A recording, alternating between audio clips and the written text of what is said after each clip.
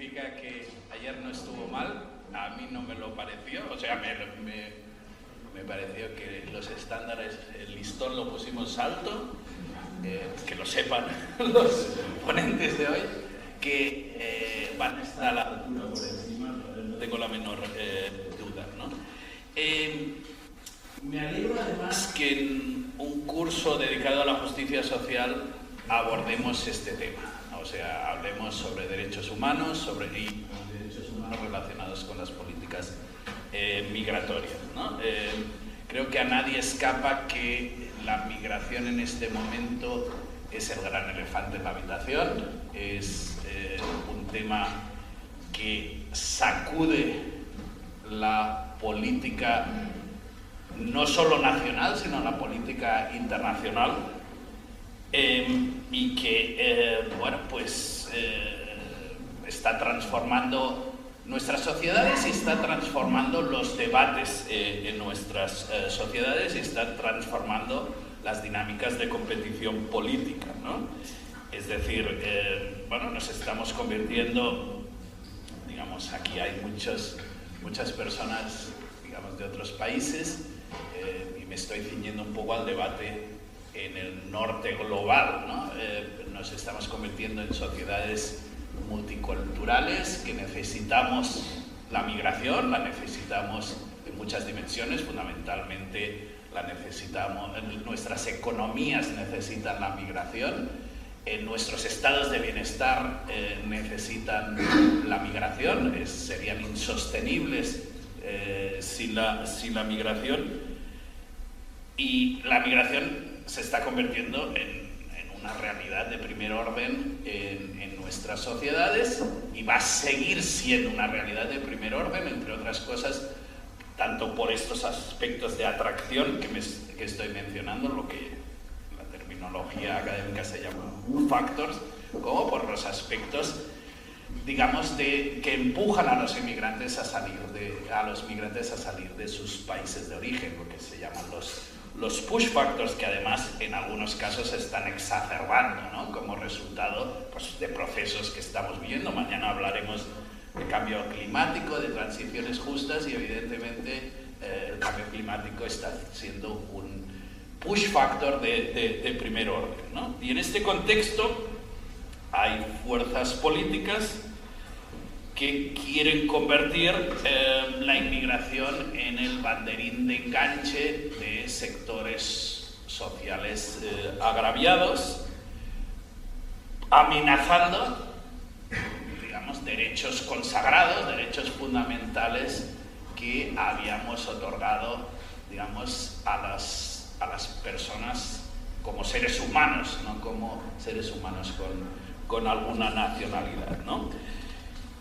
Un contexto en que creo que las fuerzas progresistas estamos obligados a reflexionar sobre el tema y no dejarnos arrastrar por un clima social y político que renunciamos a configurar por miedo, digamos, a cómo nos puede afectar electoralmente un pronunciamiento u otro, ¿no?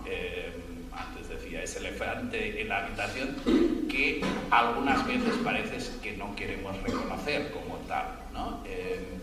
Es decir, nos ponemos de perfil porque entendemos que se pueden fracturar nuestros electorados si nos pronunciamos en una dirección u otra, en un contexto en que se ponen en cuestión, se ven amenazados valores fundamentales, ¿no? Para hablar sobre estos temas tengo un panel de lujo, además con diferentes perspectivas más jurídicas, perspectivas más sociológicas, de personas que pueden ofrecer mucho en este debate. Por un lado tengo a Fernando Arletaz, que es compañero mío en la Universidad de Zaragoza, es investigador de Ramón y Cajal, en otro departamento, un departamento también muy volcado con la sociología. De hecho, él es doctor en sociología jurídica, ¿no? Ha sido investigador en distintas universidades, en Marsella, en los Países Bajos, en Argentina, digamos, es sobre este tipo de cuestiones, sobre cuestiones que tienen que ver con la nacionalidad, con la migración, con las migraciones, con el asilo. Gonzalo Fanjul, bueno, quizás es el que menos presentación necesita porque tiene una gran proyección pública, seguramente todos leéis sus artículos en El País, para mí, digamos, son una referencia. Además ha trabajado en un campo que nos une, que es la infancia y los derechos de la infancia, y siempre hemos tenido mucha sintonía en este trabajo. Él es analista, investigador en el ISG Global, y es el gran impulsor de Por Causa. Y bueno, pues tiene una perspectiva global sobre el fenómeno migratorio que, bueno, seguro que os encantará escuchar. Catalina Perazzo, pues también es compañera de batalla en el ámbito de la infancia, ¿vale? Ella es directora de Influencia y, ¿cómo se llamaba el otro título? Y Desarrollo Territorial en Save the Children. Se dedica fundamentalmente a la incidencia política, lidera el equipo de incidencia política, pero también, digamos que es la líder de un equipo de innovación social que está realizando trabajos espectaculares en Save the Children, ¿no? O sea, está colocando a Save the Children, digamos, en la vanguardia de la investigación sobre infancia en diferentes dimensiones, y particularmente en la dimensión migratoria. Ella es doctora en Derecho con una tesis sobre derechos de los migrantes, ¿no? Entonces, bueno, tenemos un equipo de especialistas, un equipo además de personas que comunican mucho y comunican muy bien, ¿no? Entonces, bueno, yo les plantearé la dinámica será parecida a la que hemos tenido en sesiones anteriores. Yo, de hecho, me borro un poco y simplemente planteo preguntas, ¿vale? Y quiero comenzar con Fernando, que es un jurista, especialista en cuestiones jurídicas a nivel europeo, y le quiero preguntar un poco por los estándares internacionales que, bueno, pues establece el Tribunal Europeo de Derechos Humanos en relación a la política migratoria. Vale. Bueno, buenos días. Muchas gracias particularmente por esta invitación. Es un gusto estar acá. Me gustaría empezar haciendo un panorama general, sobre todo porque sé que hay algunas personas que pueden estar menos familiarizadas con los estándares europeos o las reglas europeas, y empezar señalando que hay al menos dos grandes grupos de reglas, de normas internacionales que limitan la libertad de acción en materia migratoria de los Estados europeos.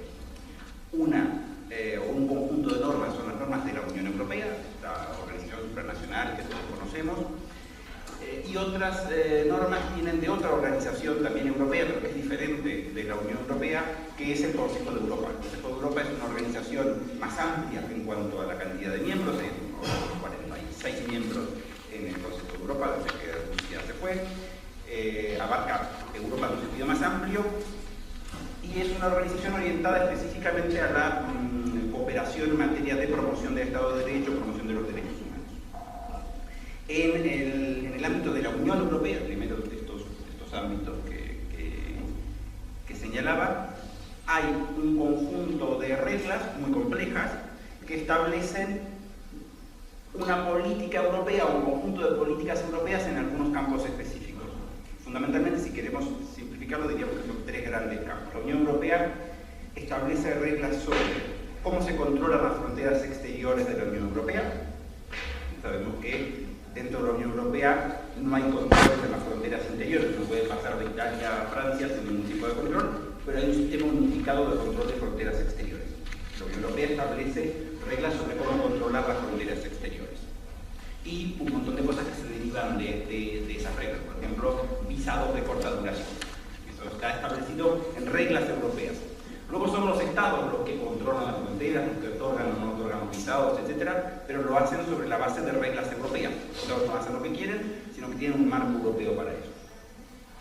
Un segundo conjunto de reglas europeas se refieren a la migración en un sentido más estricto, reunificación familiar, inmigrantes residentes de larga duración, visados de larga duración, etc. También ahí hay un conjunto de reglas europeas que condicionan los estados. Los estados siguen teniendo cierto margen de acción y siguen siendo ellos los que deciden sus políticas migratorias, pero en el marco de un conjunto de reglas europeas cada vez más desarrolladas, porque la tendencia es que estas reglas europeas sean cada vez abarquen cada vez más materias, sean cada vez más complejas, más estrictas, etc. Control de fronteras, migración en un sentido más estricto, y el tercer campo en el que inciden las normas europeas es el de la protección internacional. Refugiados, asilo, dicho de manera un poco genérica. Luego, si hilamos más fino, vamos a ver que no es lo mismo un estatuto de refugiados que otro estatuto que se llama de protección subsidiaria, de protección temporal, etc.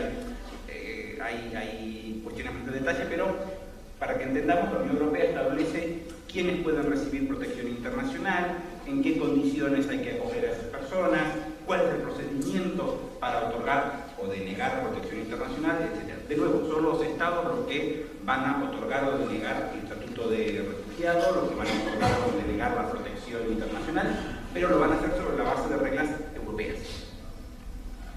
Este es el primer conjunto, el primer paquete de reglas, de las que vienen de la Unión Europea. Y el segundo ámbito de reglas es el ámbito del Consejo de Europa, que es el que me voy a detener un poco más, porque el Consejo de Europa establece, a través de varios tratados internacionales, el más importante es el Convenio Europeo de Derechos Humanos, el Consejo de Europa establece ciertos estándares mínimos sobre cómo hay que tratar a las personas.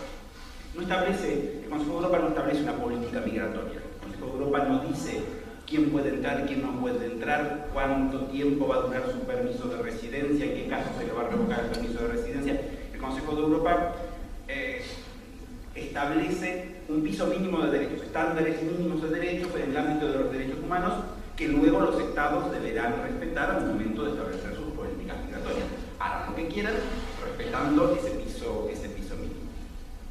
La relación entre los dos conjuntos de normas es bastante compleja, porque todos los estados miembros de la Unión Europea son parte en el Convenio Europeo de Derechos Humanos. Esto quiere decir que España, Francia, Italia, Alemania, etc., tienen que respetar las reglas europeas sobre política migratoria, pero también tienen que respetar los estándares mínimos establecidos por el Convenio Europeo de Derechos Humanos y desarrollados por la jurisprudencia del Tribunal Europeo de Derechos Humanos. Ahora, la Unión Europea no es parte en el Convenio Europeo de Derechos Humanos. Debería ser parte, en algún momento debería entrar, pero es un proceso muy complejo que está trabado hace algunos años. Entonces, la Unión Europea, la normativa europea no está directamente controlada bajo el Convenio Europeo, pero la aplicación que los Estados europeos hacen de esa normativa sí, genera una serie de complicaciones jurídicas bastante importantes que luego podemos hacer. Como decía recién, el Convenio Europeo de Derechos Humanos no establece políticas migratorias, pero sí establece estándares mínimos. ¿Cuál es la regla general? La regla general es que los estados pueden dejar entrar a quien quieran y pueden expulsar a quien quieran. Esa es la regla general. Pero con las limitaciones establecidas en esos estándares. Los estados no están obligados a aceptar a determinadas personas, salvo que el estándar mínimo los obligue a aceptarlos. Estos estándares se refieren al respeto de ciertas cuestiones relativas a la dignidad humana, que es en definitiva lo que recuerda el Convenio Europeo. No sé cuánto tiempo tenemos, si me paso del límite, me vas cortando. Que soy argentino, como habréis notado, y me enrollo un poco al hablar.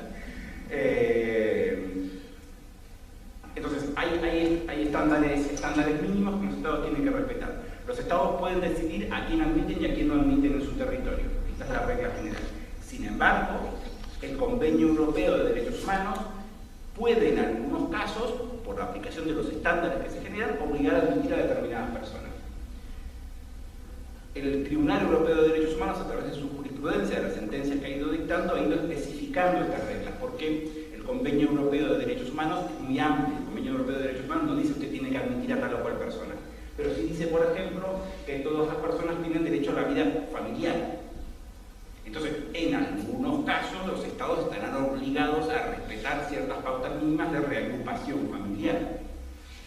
Usted puede acoger o puede recibir o no recibir a determinada persona en calidad de migrante. Usted lo recibe, esa persona está viviendo ahí durante 5 o 6 años,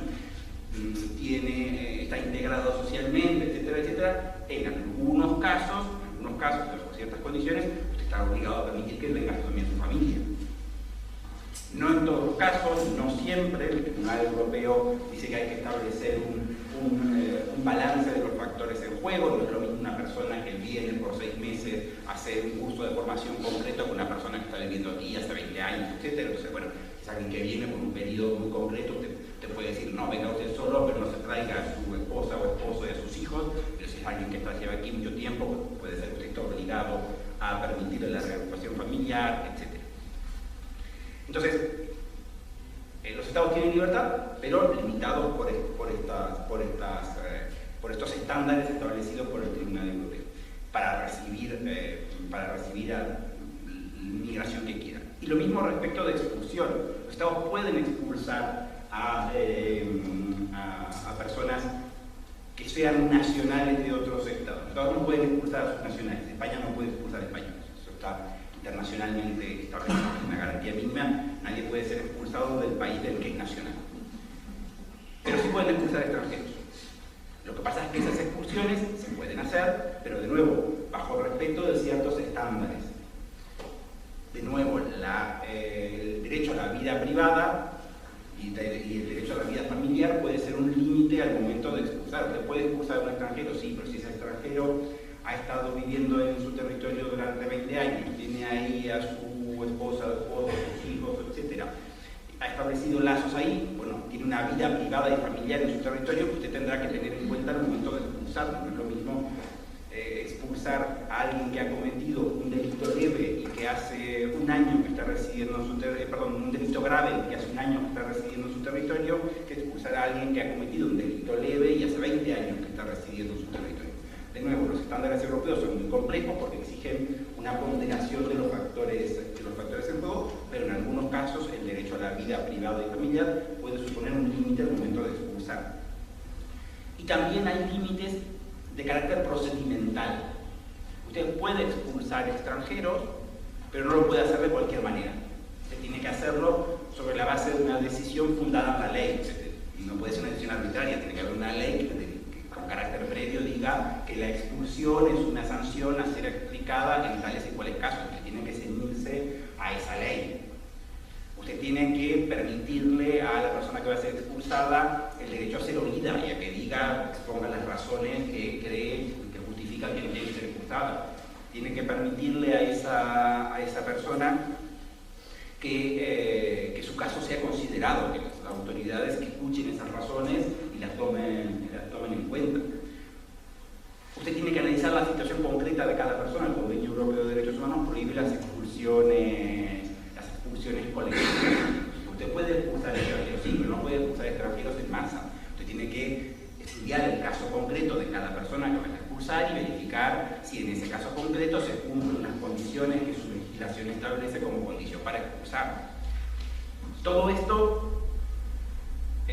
estos son principios generales establecidos en el Convenio Europeo de Derechos Humanos, que el Tribunal Europeo de Derechos Humanos, a través de su jurisprudencia, ha ido definiendo, ha ido afinando, y que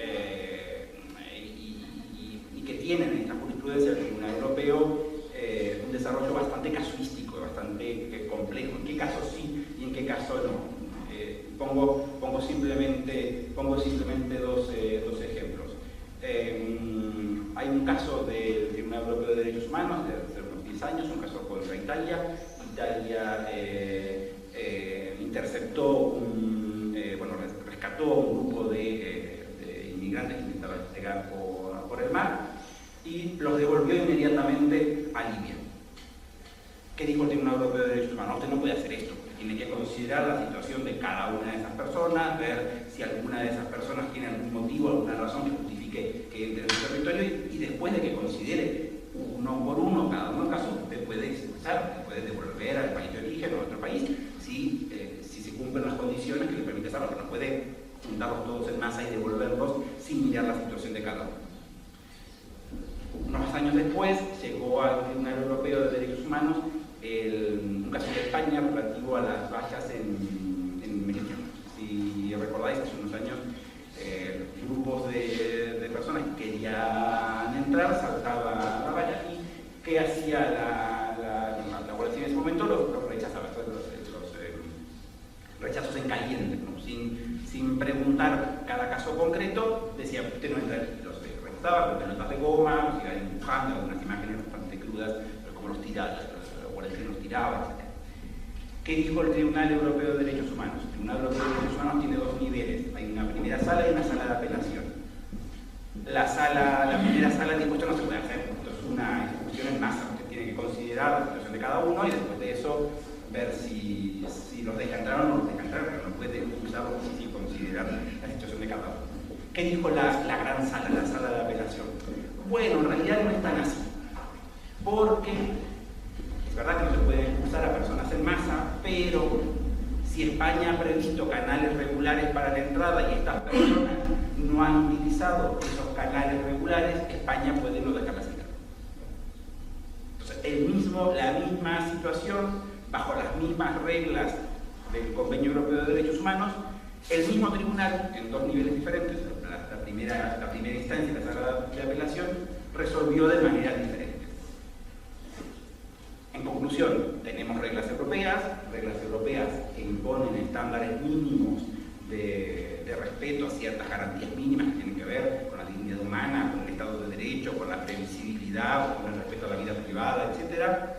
Pero la aplicación de esas reglas es bastante casuística y es verdad que hay algunos ámbitos en los que el Tribunal Europeo de Derechos Humanos tiene una jurisprudencia muy establecida y muy clara, hay cosas que claramente no se pueden hacer, o que claramente sí se pueden hacer, porque el tribunal lo viene diciendo desde hace mucho tiempo, pero hay otros ámbitos mucho más grises en los que la jurisprudencia del Tribunal Europeo de Derechos Humanos ha ido evolucionando y es bastante casuística. Bueno, después si queréis, tenemos tiempo, podemos discutir más sobre esto. Me interesaba presentar estos estándares mínimos. Luego, si queréis, podemos discutir si estos estándares son demasiado altos, demasiado bajos o si son adecuados. Pero me interesaba presentar la existencia de estos estándares. Lo engancharemos con el tema. Gonzalo, en conexión con todo esto, ¿cuál es la evolución, la deriva de la política migratoria a nivel internacional y cuál es el papel de España en todo esto? Bueno, buenos días en primer lugar y muchas gracias, Pau, por la invitación que puso y creo que decir es que me alegro que esta conversación tenga lugar en un espacio donde, bueno, creo que hay una cierta aspiración progresista de reforma de la política, porque yo creo que esta política, la política migratoria, necesita una reforma en profundidad, una reforma radical. Y con toda franqueza creo que la izquierda en general, ciertamente la izquierda europea, no está planteando esa reforma, más bien yo creo que estamos cavando más hondo en el mismo agujero. Voy a tratar de argumentarlo a lo largo de la presentación de esta mañana, pero me interesará mucho luego en el diálogo que lo discutamos, ¿no? Mi interpretación no es jurídica, Fernando, es más política, pero quisiera hacer una especie de radiografía política de cómo veo yo lo que yo denominaría el régimen migratorio global.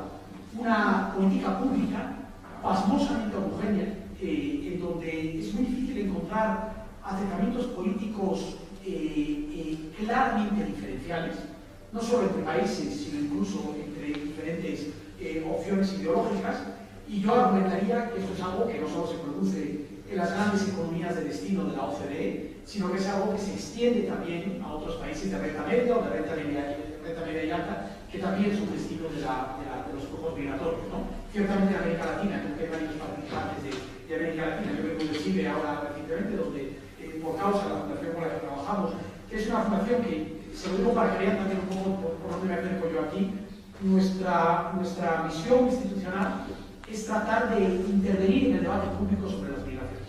Y ahí combinamos una serie de capacidades, que es gente como yo, investigadores sociales, yo no vengo de la universidad, pero vengo de la órbita de los think tanks, trabajamos con periodistas y con eso que los pedantes llaman los storytellers, ¿no? Los narradores. Es decir, cómo contamos una historia en un contexto donde la conversación pública ha cambiado por completo, ¿no? Y les decía ahora en Chile, yo creo que es casi un laboratorio, un estudio de caso de lo que está ocurriendo en América Latina. Desde esa perspectiva, yo identificaría 5 características fundamentales de ese régimen migratorio global, que desde luego afecta al caso europeo, pero si quieren lo podemos hablar más allá. La primera de ellas es que esta es una política migratoria concebida para detener los flujos, no para gobernarlos. Es una política que se preocupa fundamentalmente de evitar que la gente acceda a nuestros países y no tanto de establecer incentivos inteligentes, positivos y negativos, que respondan a las verdaderas pulsiones de la movilidad, a las que hacías referencia al principio, Pablo, ¿no? Hay pulsiones de empuje, la fundamental, la que es clave, porque cuando hablamos de migraciones tendemos a pensar en el desplazamiento forzoso y en las migraciones más humanitarias, pero no conviene olvidar que hay 35 millones de refugiados en el mundo y hay cerca de 350 millones de migrantes en el conjunto del planeta. Es decir, que cuando hablamos de migraciones estamos hablando fundamentalmente de movilidad económica, es decir, de gente que se desplaza buscando oportunidades y alternativas en la vida. Y para alguien, esto se lo puedo decir, que he trabajado durante muchos años en el ámbito del desarrollo, les puedo decir que no existe un mecanismo más eficaz, más rápido, más directo para salir de la pobreza que la oportunidad de desplazarse de un punto A más pobre a un punto B más rico. Esto es algo que, en fin, no hace falta que nadie se lo explique a quienes tienen la aspiración de reducir esa brecha de desigualdad. El modelo que está concebido para frenar tiene una serie de distorsiones negativas que afectan en primer lugar a algunos de los aspectos que ha mencionado Fernando, es decir, un estado de histeria colectiva instalada en donde los gobiernos se sienten legitimados para cruzar todo tipo de líneas rojas.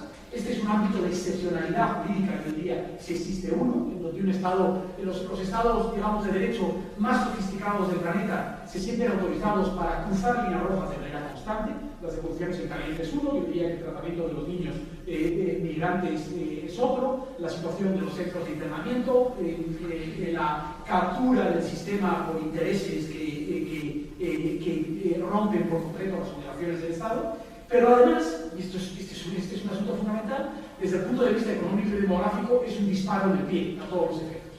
Es un sistema, yo lo digo muchas veces, completamente inmoral, pero sencillamente idiota desde el punto de vista económico y demográfico. Para sociedades como la española, que se enfrentan a un invierno demográfico, en donde nuestra pirámide de población se estrecha por la base de manera acelerada, en donde cada vez menos trabajadores son responsables de un número creciente de personas dependientes, ya sean jubilados o personas que no hay revolución tecnológica, robótica, que sustituya la necesidad de un número de trabajadores y trabajadoras extranjeras que crezca de manera acelerada durante los próximos años, ¿no? Y luego me referiría a eso hablando del caso español, ¿no? Y en tercer lugar, con respecto a esta primera característica, el sistema es una invitación directa a la irregularidad. Si existe un factor de empuje fundamental, que es la diferencia de ingreso, existe un factor de atracción fundamental, que es el dinamismo de las economías. En parte derivado de la tendencia demográfica de largo plazo, en el corto plazo, en el caso de España, por ejemplo, con mercados de trabajo que ya no tienen ya carestías de mano de obra puntuales, sino que esto se ha convertido en un problema estructural. Pregunten donde pregunten, prácticamente en todos los niveles de cualificación, desde la recogida de la fruta y la verdura hasta el sector sociosanitario y la programación, nuestras economías, la española en particular, tienen un problema fundamental de falta de mano de obra, incluso en el contexto de desempleo alto, desempleo relativamente alto, como puede ser en España, y si quieren esto lo discutiremos después, ¿no? Por lo tanto, cuando esas pulsiones operan con la suficiente intensidad, esto no lo para nadie. Lo puedes parar convirtiendo tus fronteras en espacios absolutamente militarizados y de excepción, como está ocurriendo ahora en el corto plazo con los Estados Unidos. Pero yo argumentaría que incluso con una política tan absolutamente salvaje como la del presidente Trump, en último término, los flujos se van a adaptar con naturalidad, porque la resiliencia de las comunidades migrantes en este sentido es extraordinaria. Tienes tantas posibilidades, es decir, tus oportunidades de ganar son tan altas que vas a aceptar, digamos, costes relativos en el proceso y como todos ustedes saben, los costes son muy altos.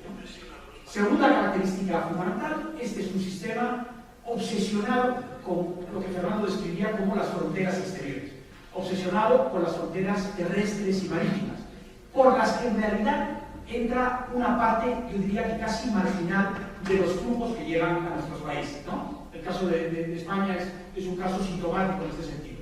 Flujos que pueden ser de tamaño medio durante los últimos 5 años de entre 600.000 y 700.000 personas por año, lo que entra por la frontera sur, digamos, por la frontera marítima o por las fronteras exteriores de la Unión Europea, están entre los 30.000 y las 50.000 personas, ¿no?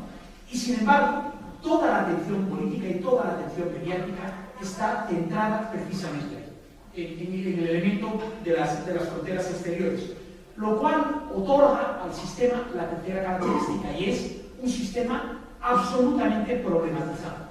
Un sistema en donde la derecha, la parte de la derecha, desde luego, pero diría que en general, ha convertido la movilidad humana en una amenaza para nuestra identidad, una amenaza para nuestra seguridad económica, una amenaza para nuestra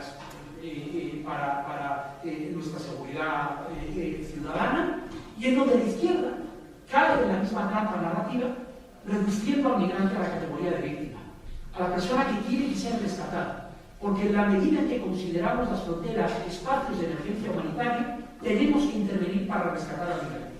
Y en la izquierda se ha instalado el discurso de hay que ayudarles a no emigrar. Y por lo tanto hay que impedirles que ejerzan un derecho fundamental, reconocido en la Carta de las Naciones Unidas, que es el derecho a la libre movilidad, porque el migrante es simplemente una víctima y no un individuo, un agente con derechos y con decisiones soberanas, ¿no? Cuarta característica, precisamente porque este es un asunto problematizado, hay una presencia, de nuevo, absolutamente asfixiante, yo diría que muy por encima de cualquier otra parte de la administración, representada por las fuerzas de seguridad. El Ministerio del Interior tiene un peso específico en la política migratoria muy por encima de otros ámbitos de la administración que tendrían que estar por lo menos tan interesados o podrían tener un papel político por lo menos tan relevante como el de Interior. Yo desde luego argumentaría que todo lo que tenga que ver con la política laboral, en el caso de España está en el Ministerio de Migraciones y Seguridad Social e Inclusión, pero podría ser los ministerios de trabajo de cualquier otro país, y desde luego, esta es mi opinión, tiene que haber una participación mucho más activa del ámbito del desarrollo, las políticas de desarrollo.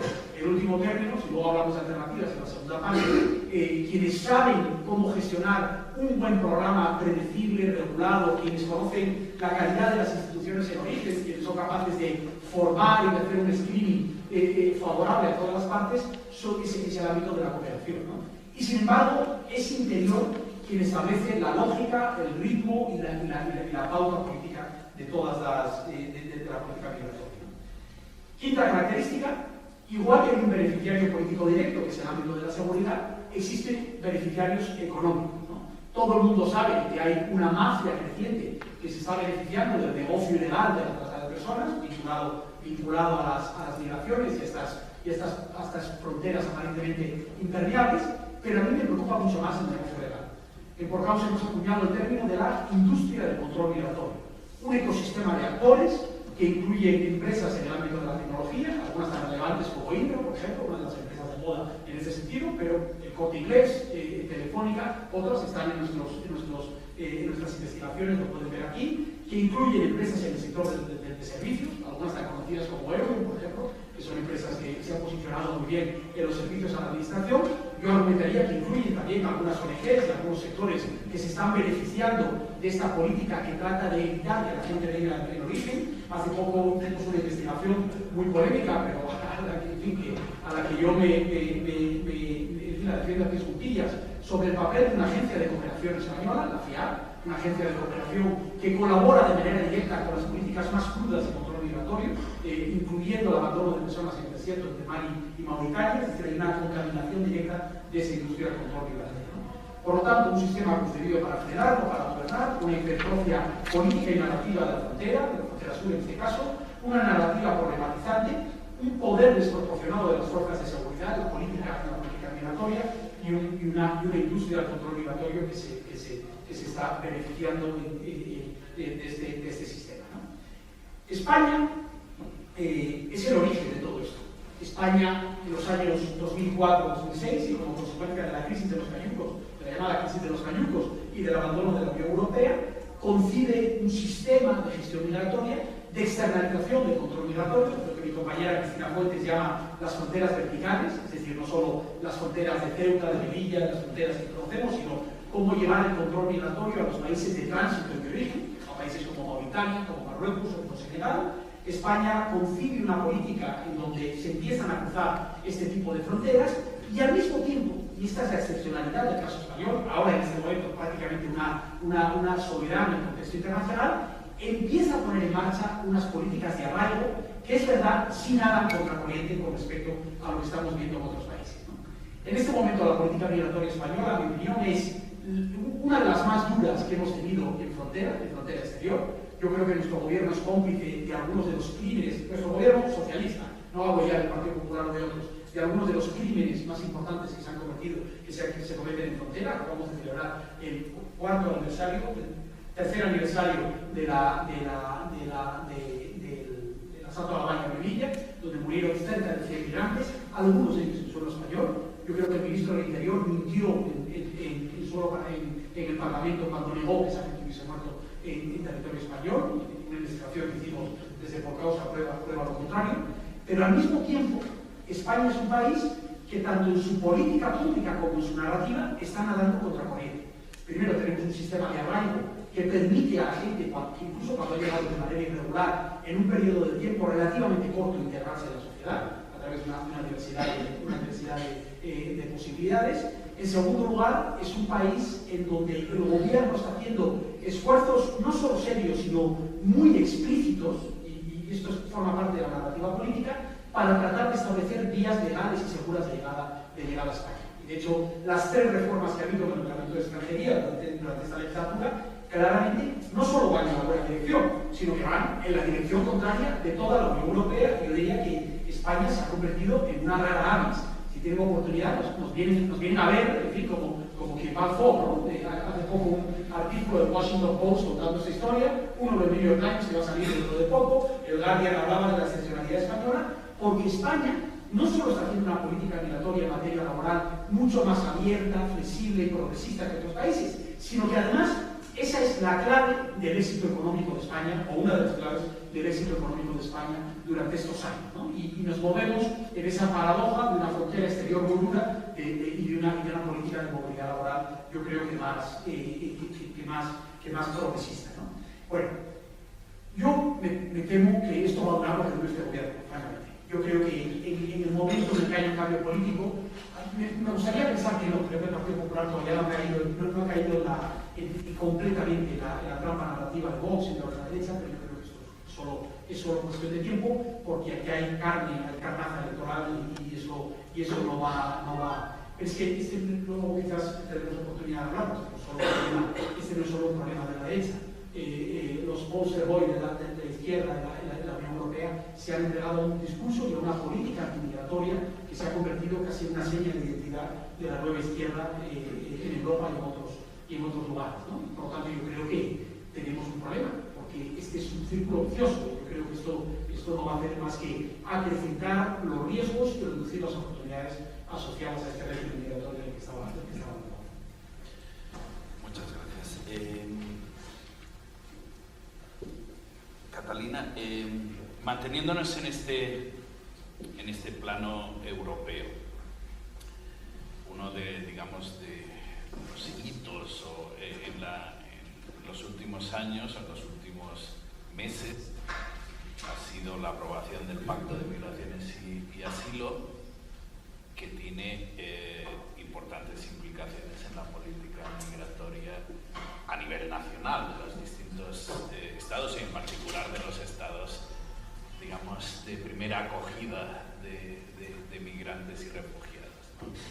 Me gustaría que, digamos, desarrollaras un poco, bueno, pues qué es esto del Pacto de Migraciones y Asilos y qué implicaciones tiene en particular sobre el ámbito que tú conoces mejor, que es la infancia. O sea, en qué medida se comprometen los derechos de la infancia.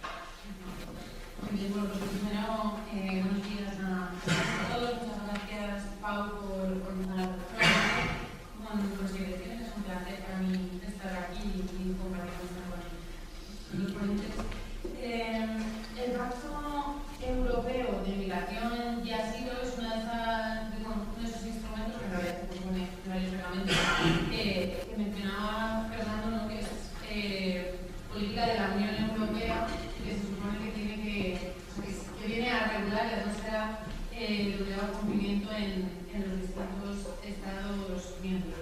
Y el marco desde el que yo intentaré analizarlo, como decía Pau, es este de está cumpliendo con esos estándares, ese suelo mínimo de derechos humanos, en mi caso de derechos de infancia, porque también, bueno, hace un juego de externalización de fronteras y de otra serie de medidas, un poco en la línea de lo que señalaba Gonzalo, que bueno, afectan en general, pero sí me gustaría centrarnos sobre todo en 6 puntos que afectan especialmente a los derechos de la infancia y la adolescencia migrante, que además, bueno, hemos intentado elevar mucho la voz sobre ello desde la sociedad civil, pero bueno, ya verán que con un poco de éxito me tengo en esta ocasión.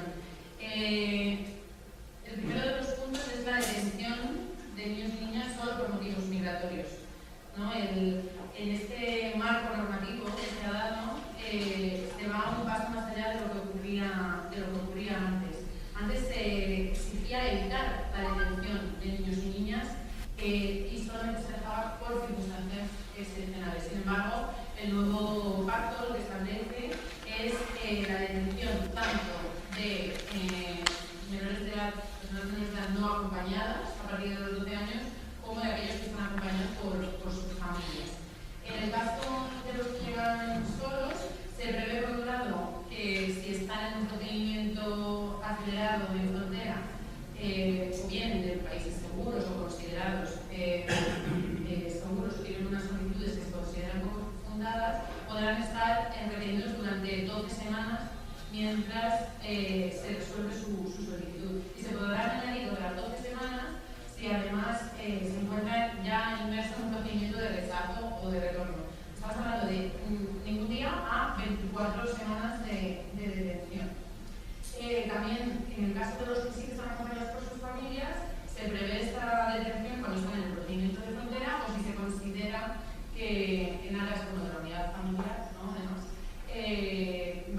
es necesaria esta detención en un proceso, como decía, también de retorno, de rechazo, y se les dejará en ese centro de detención.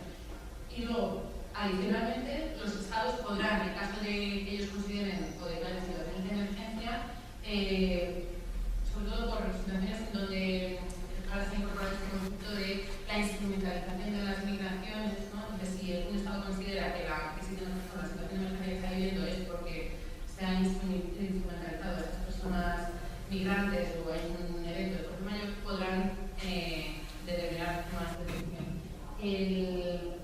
La detención atienda directamente con los derechos de la infancia y la adolescencia migrante, que además, o sea, que es sobre la base solo por su condición migratoria, no sobre su condición de persona menor de edad con unos derechos específicos.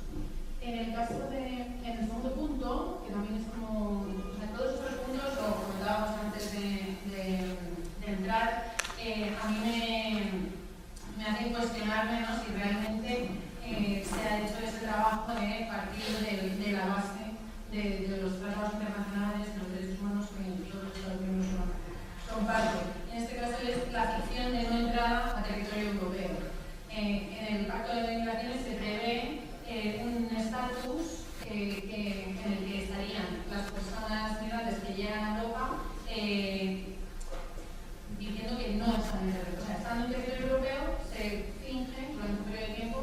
que no están en territorio europeo de manera legal, y entonces digamos que esto lo que hace es evitar que se aplique ese marco de derechos humanos que reconocemos a todas las personas que se encuentran en territorio europeo, por lo cual, bueno, a mí me gusta mantener dudos. Luego hay un punto, el tercer punto, que es el utilizar una serie de porcentajes y definiciones como generalizadas a la hora de decidir sobre las solicitudes de protección internacional o de asilo. No sé si conocen en detalle la figura de la protección internacional, pero una de las bases es que tiene que entrar a valorar la situación individual de cada una de las personas, de los motivos por los que pueda estar huyendo de una vulneración de derechos humanos en el país de origen. También habrá casos colectivos en función de, por ejemplo, si hay un conflicto armado en un país, el que se demuestre que viene de ese país o que sea de esa nacionalidad podría dar lugar, ¿no?, a una valoración, pero siempre en positivo, no en negativo. Entonces, lo que viene a hacer esta luz de pacto es que establece decisiones rápidas en cuanto a las resoluciones en función del porcentaje de resoluciones positivas que haya de media en países de la Unión Europea. Es decir, si llega una persona de un país y hace una solicitud y esas solicitudes en más de un 20% están siendo rechazadas, se rechazan automáticamente. Y eso, en caso de crisis, podría aumentarse hasta un 50%.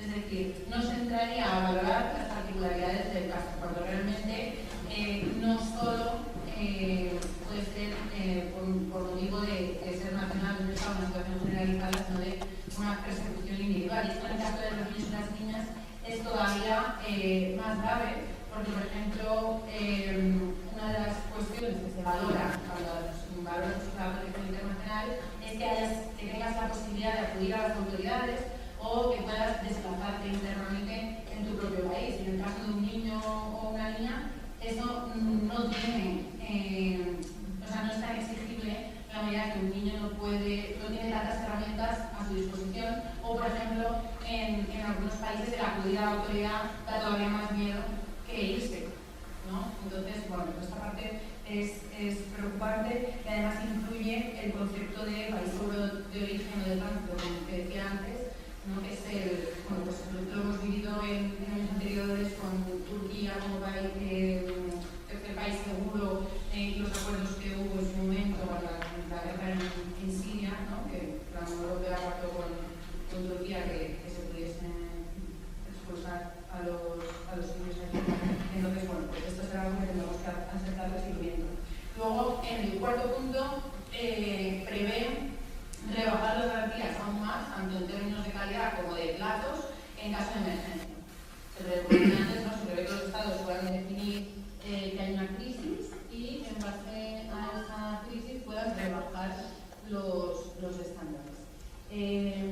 Por otro lado, una cosa que nos preocupa y que afecta mucho a la infancia y un poco con este principio de la preservación de la vida familiar que se mencionaba antes, es que no se considera a los hermanos y hermanas parte de ese vínculo familiar de manera automática. Es decir, el que haya una relación de hermanos no se va a tener en cuenta ni para que se les detenga de manera conjunta, ni para que se les reubique, es decir, no se les va a reubicar juntos, o no se les va a aplicar la legislación familiar tampoco a los hermanos, porque incluso en el traslado dentro de los propios Estados miembros. Es decir, no se está asegurando esa unidad familiar que, como puede comprender, pues en un contexto de estas características es importante. Y por último, una cuestión que se prevé, que podríamos pensar que es muy positiva, pero que tiene, como todo, dos caras, es que se obliga a recoger datos, huellas dactilares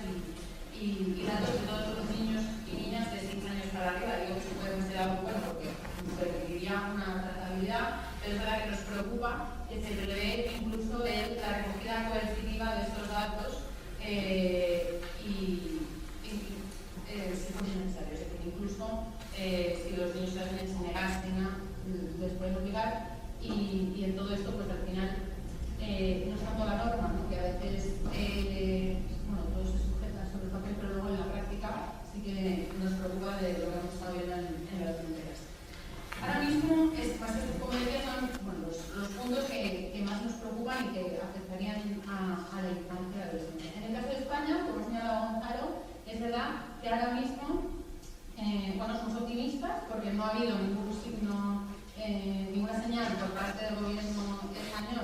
de prever grandes cambios en la aplicación de estos reglamentos del pacto. Los estados tienen cierto margen, como nos indicaba Fernando, de aplicar en distinta medida, ¿no? E ir adaptando también a sus marcos. Pero en el caso de España, de momento, por este gobierno, no hemos visto ninguna intención de endurecer algunas cuestiones, como puede ser los plazos de detención, que aquí en España, para los niños y niñas, en los centros de atención de padres extranjeros, que se llaman CAPES, que están en los puntos de llegada marítima, es de 12 horas máximo, perdón, 72 horas, pero para los niños. Para adultos es de 72 horas y para los niños de 24. Y no se prevé que se aumente. Nosotros, evidentemente, desde Children, además estamos presentes en los CAPES de la frontera sur y Canarias para asegurarnos de que haya una atención individualizada a los niños y niñas. Abogamos porque no exista esa detención, ¿no? Los niños y niñas pueden entrar un poquito más por el sistema español, pero deberían entrar directamente al sistema de protección y no estar detenidos ahí, que al final no deja de ser como un encarcelamiento con sus cabales y todo. Entonces, sí que creemos que se debe poner esa detención sistemática, pero bueno, en ese sentido sí que vemos que no hay una voluntad de endurecerlo. Lo que sí vemos es que en esa fase de criba que se prevé en el pacto europeo, que como decía, ¿no? Esta parte de procesos más rápidos para resolver cuanto antes e ir quitando de manera como más sistemática, sí se prevé un protocolo de identificación de perfiles vulnerables, que allí eso beneficiaría, en este caso, a niños y niñas, no solo para identificarlos como menores de edad, sino también víctimas de trata o de distintas violencias, que sería interesante que en un protocolo de llegada. Ahora mismo en España no existe ese protocolo como tal, y menos con un enfoque de infancia. También se prevé, el actual gobierno prevé la modificación de la ley de asilo, que además es de 2009, si no me equivoco. Por un lado, creemos que para incorporar precisamente ese concepto de tercer país seguro, o país de origen seguro, que será interesante ver cómo queda regulado, pero sobre todo vemos que es una oportunidad para incluir procedimientos amigables con la infancia, porque es verdad que hay muchas cuestiones que son positivas y que muestran cierta voluntad política, pero la infancia, como luego puede entrar a profundizar, se queda fuera, porque la infancia no está presente.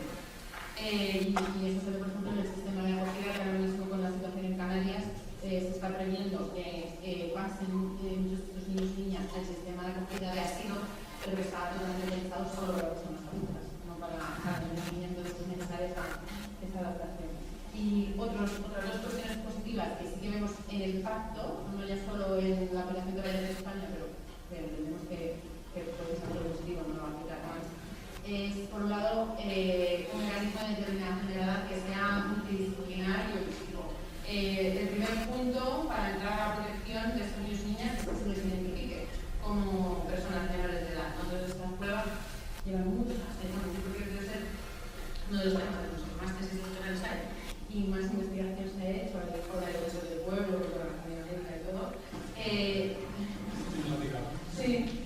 Y no se termina de evolucionar, ¿no? Porque se ve como una puerta de entrada, pero realmente con las cosas que tenemos en España, nosotros que estamos presentes en Italia, por ejemplo, que han avanzado muchísimas más llegadas, tiene posibilidades de mejora y así se prevé en el pacto esta determinación de la mediante otros métodos. Y luego, por otro lado, es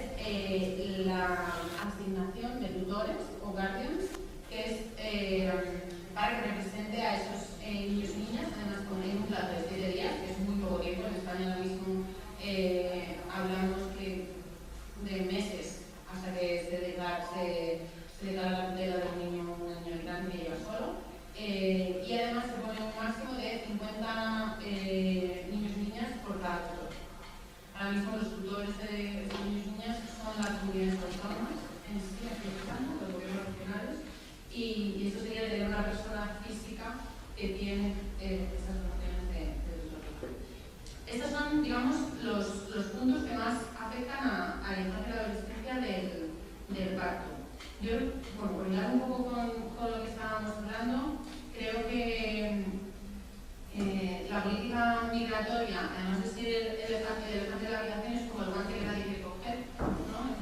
Llevamos muchísimos años trabajando en esto y lo que vemos es que se invierte mucho, ¿no? en esa externalización de fronteras, en manejar la narrativa y el debate político para, bueno, al final, pues, hay intereses muy a corto plazo.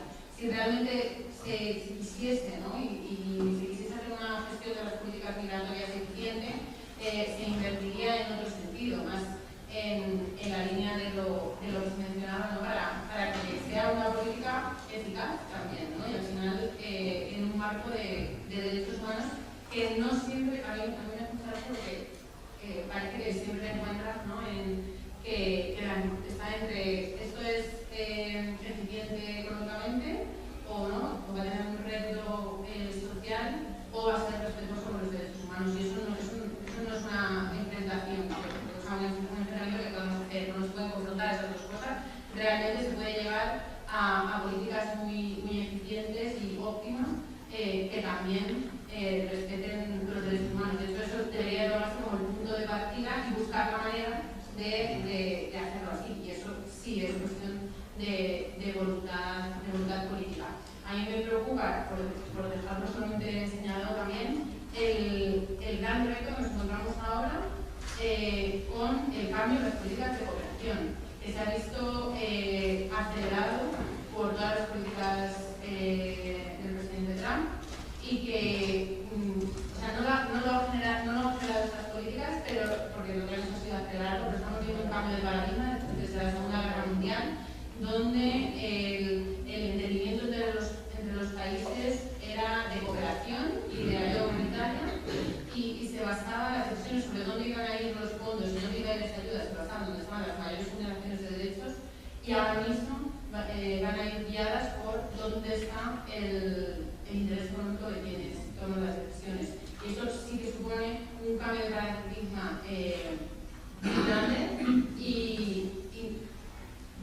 lo que va a hacer es acelerar todavía más los movimientos y hace todavía más necesaria una política migratoria con enfoque de derechos, pero además eficiente. Quiero simplemente recordar que mañana tendremos una sesión dedicada a las políticas de cooperación en la que probablemente volverá a salir este tema. Fernando, invitándote incluso a apostillar o a complementar cosas que van diciendo los ponentes anteriores, planteo ahora una ronda de preguntas más, o sea, de respuestas más breves, porque queremos dejar media hora para la conversación, ¿no? Ha salido en diferentes momentos el tema de la protección internacional, ¿no? A veces arrojamos, digamos, todo el fenómeno migratorio en el mismo saco, ¿no? Y tiene particularidades el tema del asilo de los refugiados. En términos de estándares internacionales en los que hablabas antes, ¿qué nos puedes decir al respecto? Sí, me gustaría decir algo. Por favor, 5 minutos. Sí, muy breve. Decir algo sobre esto y añadir algo a lo que han dicho Gonzalo y Catalina. Efectivamente, hay una distinción que sobre el papel está clara, pero en los hechos es difícil de establecer con precisión, que es la distinción entre inmigrantes económicos y personas necesitadas de protección internacional. Es decir, aquel que se mueve, abandona su país de origen porque busca un horizonte mejor, una mejor perspectiva económica, y aquel que deja su país porque es perseguido o está en una situación insoportable de violencia o de guerra, etc. Sobre el papel esta distinción se entiende, luego en los hechos los factores que mueven a las personas a dejar su país los entremezclan y es difícil calificar en cada caso concreto. Lo que sí hay es una jurisprudencia muy desarrollada del Tribunal Europeo de Derechos Humanos que establece determinados casos en los que los estados están obligados a dejar entrar a ciertas personas y no pueden expulsar a esas personas. En ciertos casos de persecución, cuando está en riesgo la vida o la integridad física de las personas, los estados pueden estar obligados a dejarlos entrar. No solo obligados a dejar entrar a personas que sean perseguidas, sino fundamentalmente obligados a como criterio general a permitir a cualquier persona que llega que manifieste si está llegando al territorio porque es víctima de persecución en nuestro territorio. El Convenio Europeo de Derechos Humanos no lo dice expresamente, no se refiere expresamente a este aspecto de la migración, pero sí establece claramente una prohibición de la tortura y los tratos crueles, inhumanos o degradantes. Esto quiere decir que los estados que son parte del convenio europeo no pueden evidentemente torturar ni someter a una persona a un trato cruel, inhumano o degradante, pero tampoco pueden devolver a esa persona, entregarla, llevarla al territorio de un estado donde va a ser víctima de tortura o tratos crueles, inhumanos o degradantes. Por lo tanto, tienen la obligación de permitir que toda persona que llegue a su territorio manifieste si está entrando a ese país porque viene huyendo de una situación de riesgo, de tortura o trato cruel, inhumano o degradante. ¿Qué es una tortura o un trato cruel, inhumano o degradante? Bueno, hay aquí una extensa jurisprudencia del tribunal que luego, si queréis, podemos comentar sobre casos concretos. Por ejemplo, el Tribunal Europeo ha dicho que en algunos contextos una prisión permanente de verdad, es decir, una prisión perpetua de verdad sin posibilidad de revisión, sin salir nunca de la cárcel, puede ser un trato cruel o inhumano. Por lo tanto, los estados no pueden devolver a una persona al territorio de un estado en donde existe el riesgo de que sea condenado a una prisión perpetua, sin posibilidad de revisión. En algunos casos, la imposibilidad de recibir tratamientos médicos para enfermos terminales en sus estados de origen también es considerado un trato cruel, entonces usted no puede devolver a su país de origen a una persona que es un enfermo terminal que no va a tener ninguna posibilidad de tratamiento en su territorio de origen. La casuística es muy compleja, luego si queréis podemos comentar sobre eso. La segunda cosa que me gustaría comentar es sobre lo que han hablado tanto Gonzalo como Catalina, es el hecho de que las políticas migratorias en muchos casos tienden a promover la irregularidad. Más allá de si nos gustan más o menos, si son suficientemente protectorias o poco protectorias, que podemos discutirlo en cada caso concreto, en muchos casos la irregularidad está generada por la propia manera en que están diseñadas las políticas migratorias. Evidentemente, los flujos migratorios son muy complejos, hace falta una regulación que proteja a los migrantes, pero que también garantice cierta estabilidad del orden público, eso está claro, pero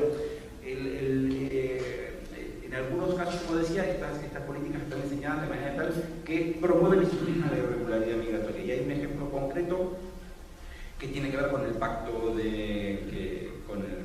de migración y asilo, porque es uno de los aspectos que ha sido reformado con el pacto, que es el de la distribución de los solicitantes de protección internacional entre los estados europeos.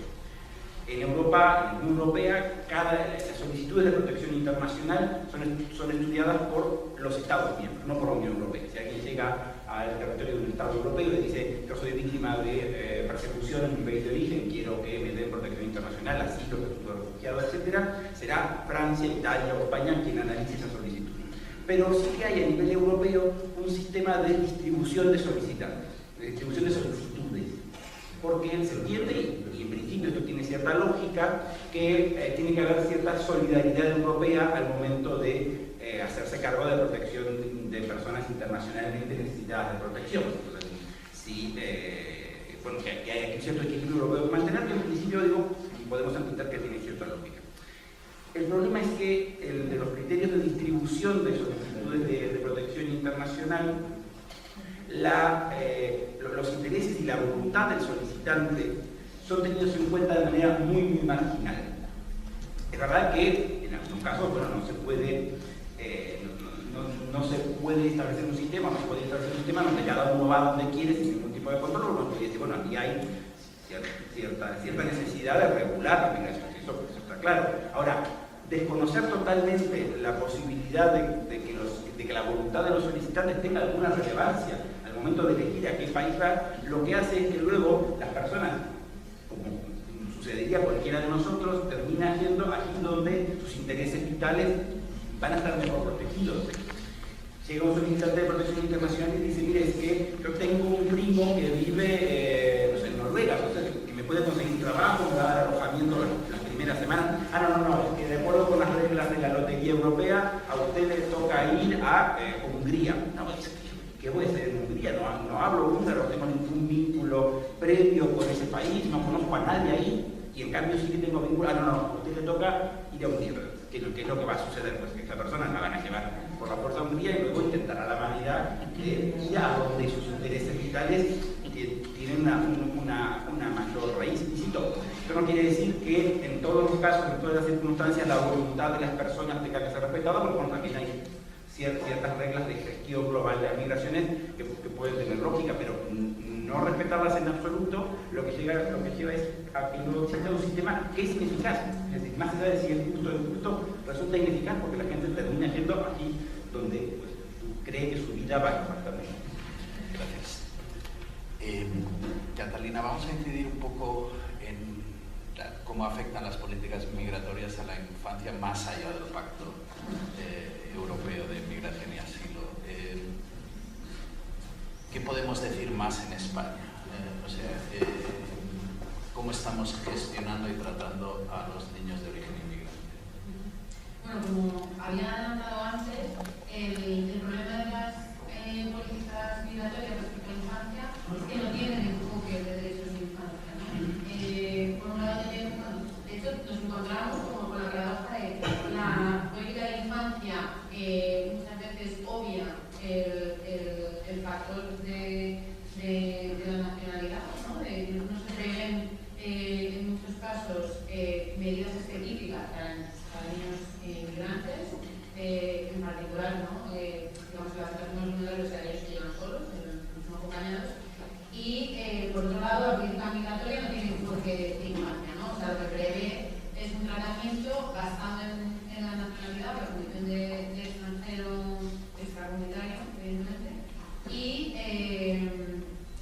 prima esa condición sobre su condición de persona menor de edad que lleva asociados, como mencioné antes, una serie de derechos que si las dos cuestiones se cruzasen realmente darían acceso a un marco de protección que en el caso de la protección internacional además estaría reforzado. En España que nos encontramos, esto también toca con el marco competencial, ¿no? Con la distribución de competencias en los distintos niveles administrativos. Entonces, lo que estamos viendo y lo vemos, o lo habrán visto porque ocupa muchos titulares y muchos telediarios, es la situación de Canarias, por ejemplo, ¿no? Donde los distintos niveles administrativos, las comunidades autónomas, el Estado, a nivel estatal, los distintos ministerios se pelean por ver quién tiene la competencia o la responsabilidad de poner una solución que no es otra cosa que una acogida digna y conforme a los derechos de estos niños y niñas. Y se habla mucho de solidaridad, no se habla de corresponsabilidad, al final estamos dentro de un mismo territorio con una serie de instrumentos y de tratados a los que nos hemos adherido y que deberían de ser la base para tomar todas las decisiones. A nosotros nos sorprende mucho, digamos, en todas las fases, desde esa primera llegada, como decía, a la acogida, que ahora mismo no está respondiendo a los estándares de calidad que estamos hablando de centros con muchísimas plazas, sin servicios necesarios, un tratamiento que no permite entrar a valorar cada caso. Si un chaval tiene un primo en Almería y podría estar allí en el centro con un chico, o tiene unos familiares que están allí y podrían acercarse, o en otro país europeo, no se está facilitando porque no se está entrando a valorar. Ahora mismo las instancias que hay se está poniendo todo el mundo de perfil,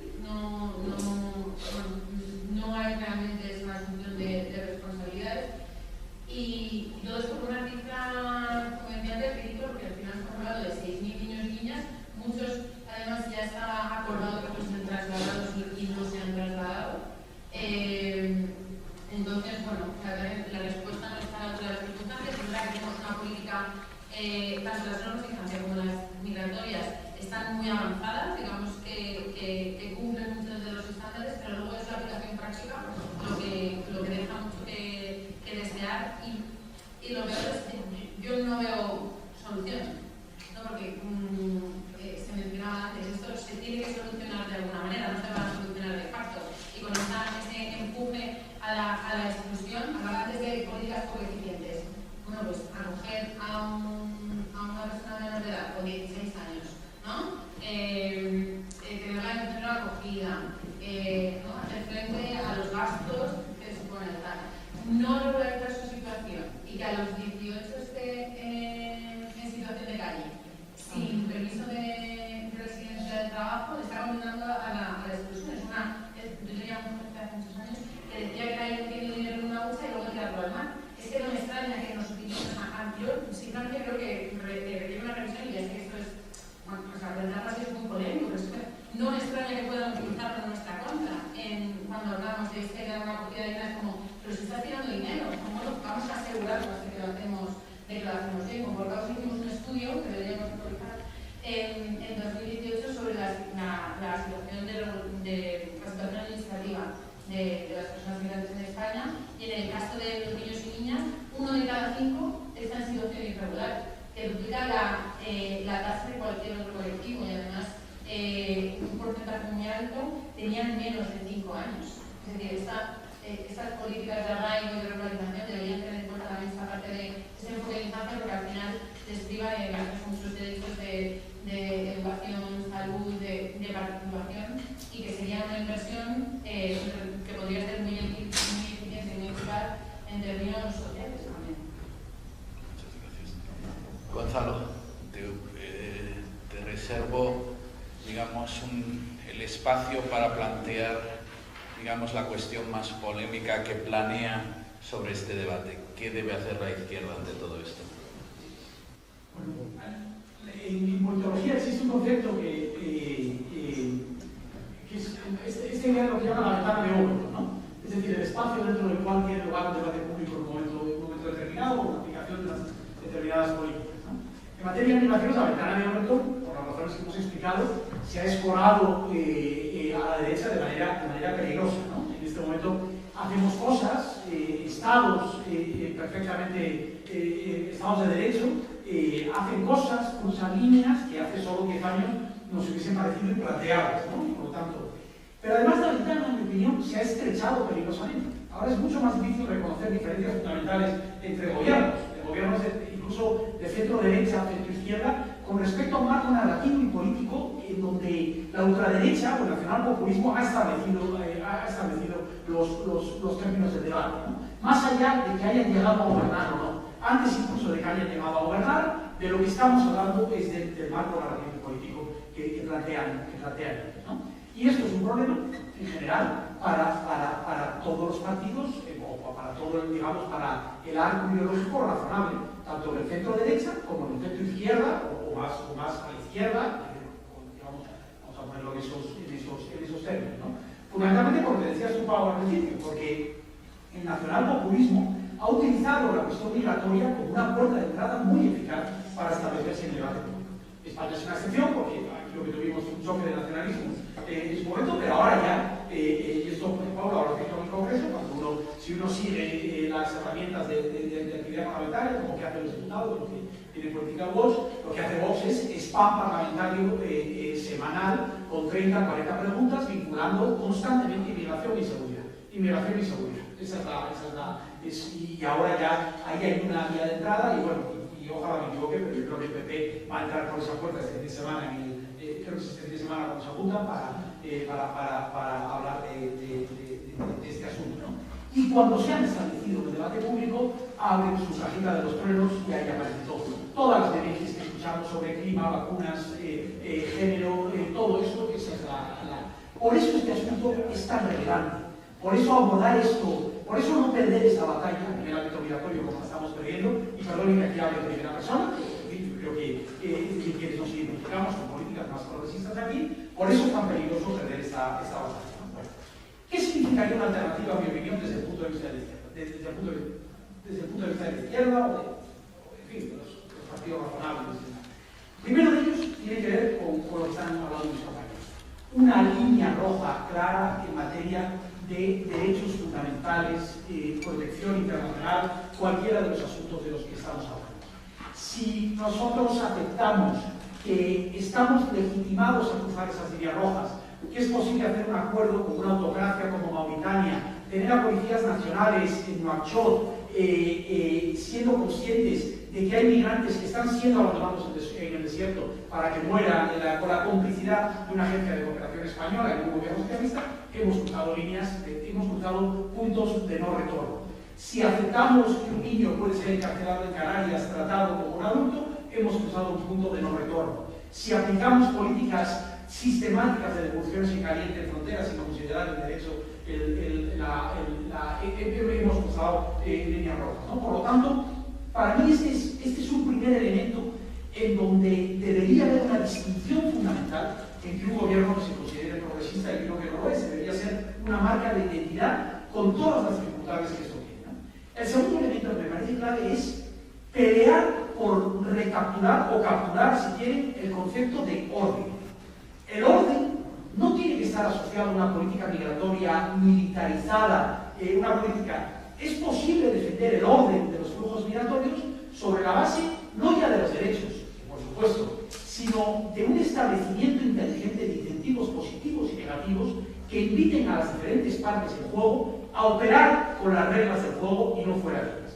Y cuando hablo de las partes en juego me refiero no solo a los países de destino, sino a los propios migrantes y a los países de origen. ¿Qué sistema de reglas podemos poner en marcha para hacer lo que el Pacto Mundial, el Pacto Mundial por una migración segura, legal y ordenada nos invita a hacer? Y es incentivar a las partes para que operen dentro de esas reglas, ¿no? Y aquí esos incentivos inteligentes en parte se basan en algo tan radical y revolucionario como formar una cola. Es decir, algo que en este momento en África no existe, por ejemplo. En Senegal se abre la oportunidad para la migración segura y ordenada en base a las necesidades laborales objetivas de nuestro mercado de trabajo y, digamos, se publicita un programa para la población senegalesa y se abren 150 plazas, lo cual francamente es perfectamente ridículo, ¿no? Claro, se hace una cola de 30.000 y entonces el gobierno se echa las manos a la cabeza y el Ministerio del Interior dice nos invade. Efecto llamada, no. Es que si no establecemos mecanismos que transformen ese contrato social sobre la base de incentivos inteligentes, es imposible poner en marcha algo así. Y afortunadamente tenemos precedentes en este sentido. Yo argumentaría que la agencia tributaria no es eficaz únicamente sobre la base de la posibilidad de que venga un inspector a meterte un multazo cuando no pagas, sino porque la gente percibe que pagar impuestos está en beneficio del interés común y por lo tanto jugar dentro de las reglas del juego forma parte del interés común, ¿no? En tercer lugar, yo creo que la izquierda tiene que adelantarse a romper esa lógica maldita de ellos frente a nosotros cuando se trata de la protección del estado de bienestar o de la construcción del estado de bienestar. Si España tiene un problema de vivienda, de salud, de educación, de derechos fundamentales, la tiene para la sociedad que somos y la sociedad que seremos, no para la sociedad que fuimos hace 30 años. No quedamos anclados en la melancolía de lo que fuimos y entonces estos vienen a... En Madrid se ha ido deteriorando el gasto público en sanidad durante los últimos 20 años de una manera constante, trasladando a la gente la idea de que el problema lo tiene el migrante que ya no se sienta a su lado del laboratorio y no un gobierno que ha estado castigando la política pública de sanidad durante ese tiempo. El migrante, en este sentido, viene con un pan bajo el brazo. Yo argumentaría que más que el de la media de los españoles que ya estábamos aquí o de quienes estuvieron en el pasado, porque el migrante, en términos fiscales, supone un verdadero negocio para los estados de bienestar, incluso el migrante irregular. Y esto es parte de la investigación que hicimos en Porcaus. Un migrante irregular que es regularizado supondría un beneficio neto por persona y año de 3.500 euros. 3.500 euros por persona y año, en términos de aportaciones a la seguridad social, impuestos directos en los que puede contribuir, ¿no? Y por supuesto, hay una batalla inevitable, pero probablemente menos relevante de lo que tendemos a pensar en muchas ocasiones, relacionada con la gestión de sociedades en transición, de sociedades que se están haciendo más diversas, diferentes. España, de nuevo, aquí es una excepción con respecto a otros países, pero si tienen la oportunidad de leer un libro que les recomiendo de Heine Haas, que se ha publicado hace poco, que se llama, es algo así como de qué hablamos cuando hablamos de migraciones, este es un profesor holandés, es un tipo, no es particularmente divertido, tiene un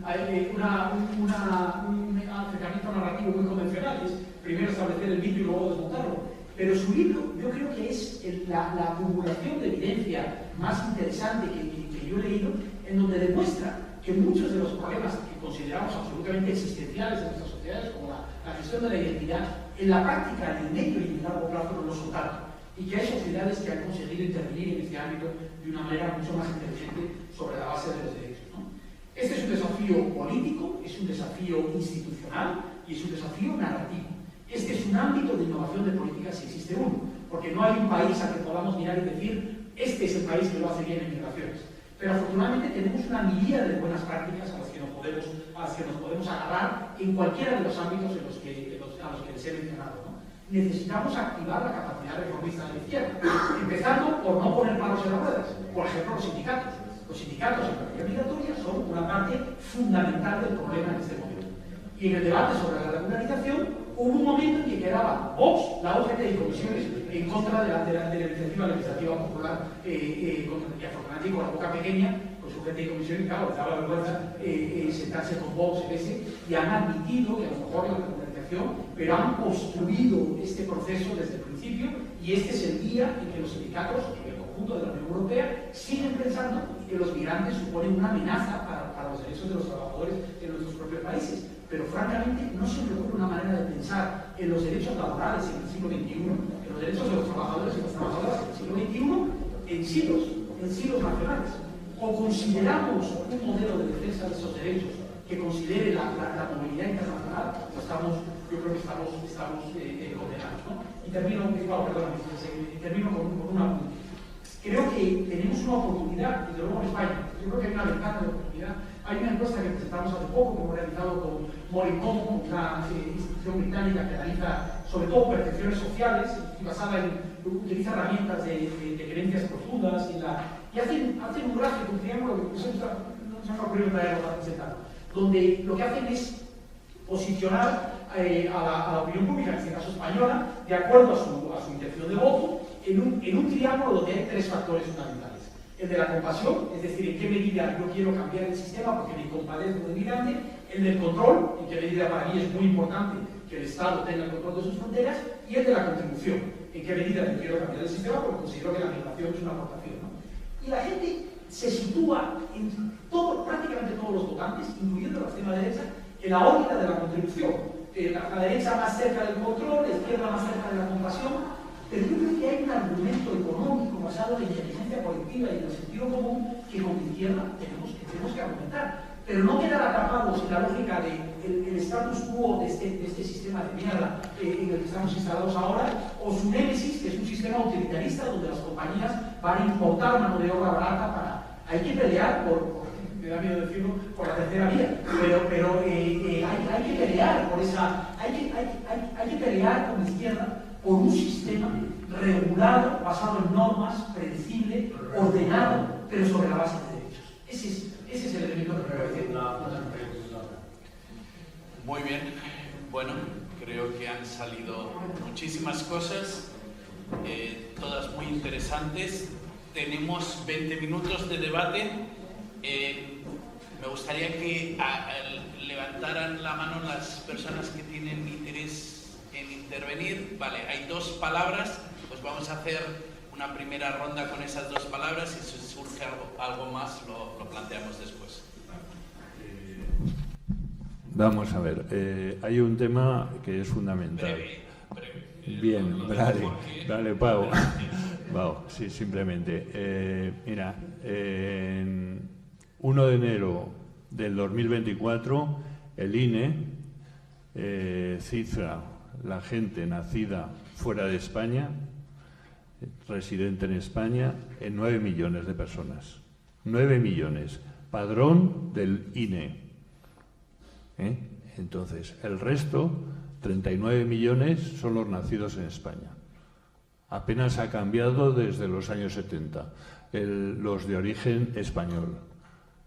Entonces, esos problemas que estáis planteando, de alguna forma, ya están aquí.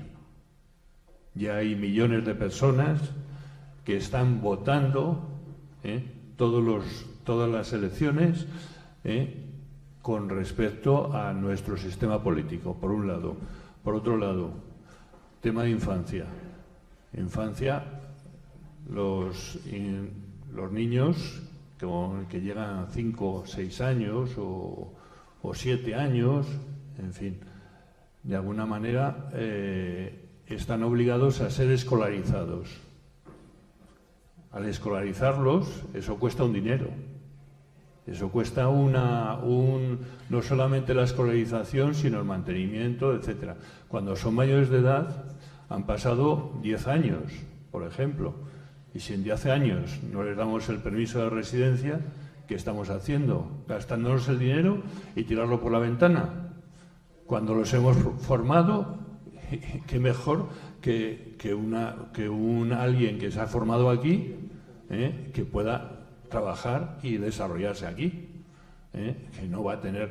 Luego, por otro lado, desde el punto de vista inmigrante, hay el síndrome de estrés múltiple que llama Anzoátegui y Pilar Cristancho, que hablan de la situación que se provoca con esta falta de regularización en su debido momento y la forma del maltrato al inmigrante, porque ellos vienen al paraíso, a un lugar donde se les trata más o menos en condiciones, pero resulta que se encuentran con una situación discriminatoria, racista, de todo. O sea, se encuentran con toda clase de problemas. Entonces, ¿qué estamos haciendo? Necesitamos, las empresas no pueden crecer por falta de mano de obra. Ya está ocurriendo. Eso está ocurriendo en Alemania desde hace 30 años.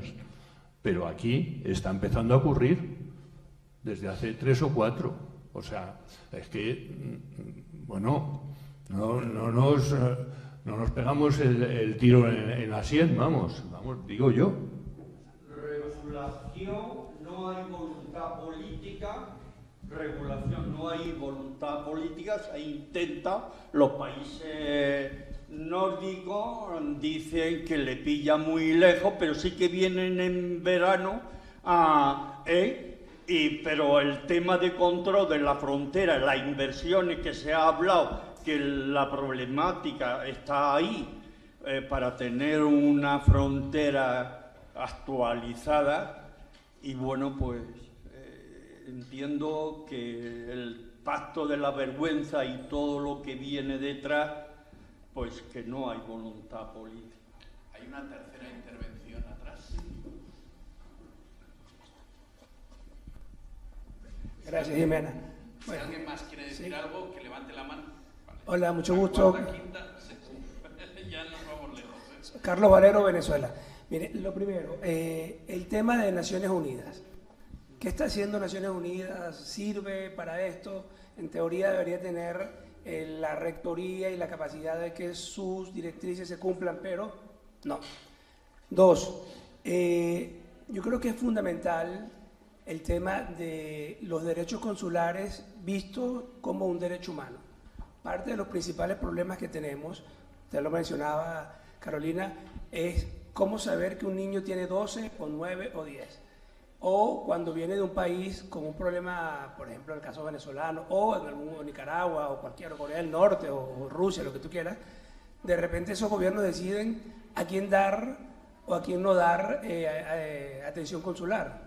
Y entonces, claro, ahí se convierte eso en un problema. Yo creo que legislar internacionalmente sobre el que la atención consular no se puede romper bajo ninguna norma, creo que sería algo muy sano. Después me parece que es muy importante lo que tú mencionabas sobre la inteligencia en cuanto a la migración, pero me parece que la izquierda y la sociedad en general está dejando de hacer activismo en los temas positivos de la migración. Tú abres Twitter o abres cualquier red y todos los días ves, mira, este migrante resulta que ahora España ya es musulmán, y hay un activismo permanente de una parte de la sociedad generando un estereotipo del migrante como Satanás, como lo peor. y sin embargo siento que no hay activismo del lado positivo. Yo creo que eso es algo que la izquierda podría hacer. Y en último punto, una reflexión, y es porque, por ejemplo, los migrantes latinoamericanos que vienen y son acogidos en España y en general en Europa, terminan muy orientados hacia votar por la derecha y por la extrema derecha. Y yo creo que eso tiene mucho que ver con la falta de activismo de la izquierda y con la falta de socialización de lo que se está haciendo bien. Entonces al final terminan atrapados en unas redes populistas, dicotómicas, que son completamente nefastas. Gracias. Hay 3 palabras más, pero solo voy a dar 1 minuto a cada palabra, ¿vale? Porque si no, no hay reacción posible, ¿eh? Ya tenemos a la gente de la segunda mesa, digamos, haciendo cola aquí delante, ¿vale? Entonces, hay 3 palabras ahí, 1, 2 y 3. Muy breve, Cecilia Nicolini de Argentina. Primero, gracias por el panel, la verdad que muy bueno, espectacular y muy instructivo. Acá mencionaron sobre todo los 3, pero mucho Gonzalo, la necesidad dentro de las soluciones de pelear por capturar el concepto de orden. Y creo que ahí me parece fundamental. Lo que ha hecho la derecha internacional y que vemos en todos nuestros países es sobre todo algo tan sencillo como activar el concepto de miedo, ¿no? El miedo al migrante, el miedo al diferente, el miedo a que viene a quitarme mi lugar en la universidad, en los hospitales. En Argentina lo vemos muchísimo, ¿no? Y nosotros tradicionalmente o históricamente hemos trabajado mucho el concepto de derechos, que hoy está bastante vapuleado, ¿no? El derecho a tener un futuro, el derecho a tener una esperanza, el derecho en todo sentido. ¿Cómo hacemos para poder generar esos atajos cognitivos que lo hace también la derecha, como el concepto de miedo, articulándolo a través de redes sociales y todos los instrumentos que tienen, para volver a entrar en esa ventana de Overton y poder establecer que llamémosle, no sé, obviamente no tengo la respuesta, si es el derecho al buen vivir, a un futuro, lo que fuera, cuál va a ser ese concepto que podamos contraponer al concepto de miedo, ¿no? Y que ellos tienen para volver a capturar esta movilización, digamos, internacional a través de los países que nos lleve a dar de nuevo esta disputa por algo tan fundamental como es el derecho a la vida y a tener un buen vivir. 1 minuto más para cada uno. Yo muy rápido, una pregunta para Gonzalo Fanjul. Quería que nos contase un poco más, si es posible, sobre estas mafias legales que él ha comentado sobre las empresas y las agencias de cooperación.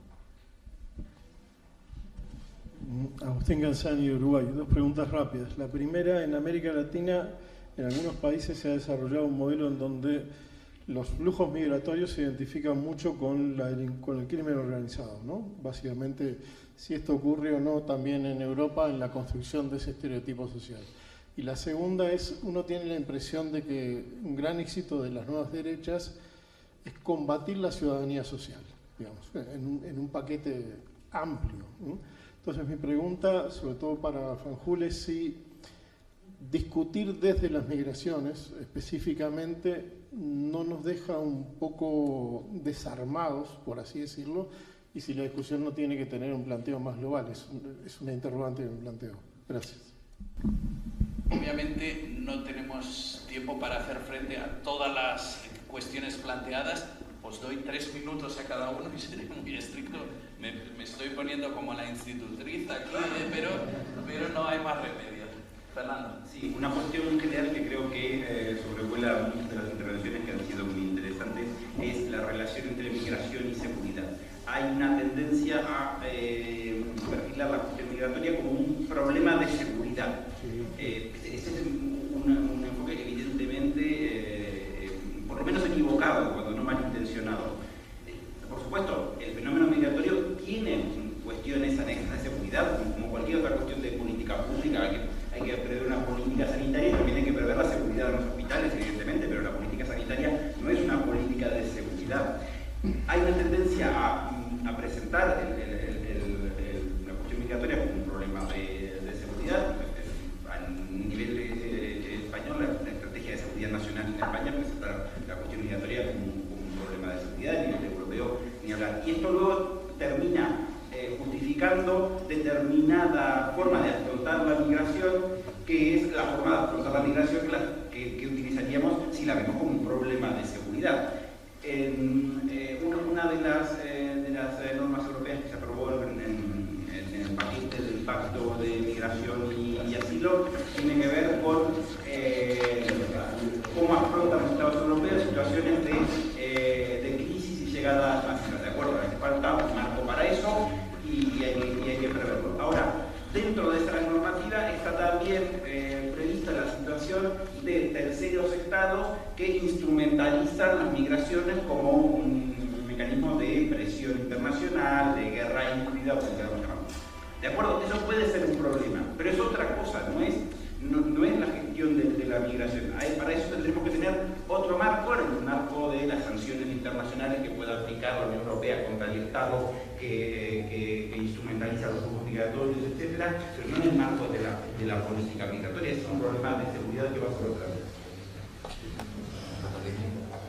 Bueno, yo, por traer, aparte del concepto de seguridad, ¿no? Habláis del miedo también, creo que algo que tenemos que asumir, ¿no? De la misma manera que lo hemos hecho en otros ámbitos, en otras materias, es como tenemos el marco de los derechos humanos, y lo tenemos, pero creo que también es legítimo aceptar que quizás no sea el más eficaz para hablar y para manejar, que a lo mejor es incluso contraproducente en algunos casos, y que tenemos que buscar la manera de transmitir y hablar a los distintos grupos sociales de las realidades que ellos van a entender y que les afectan y que les van a modificar.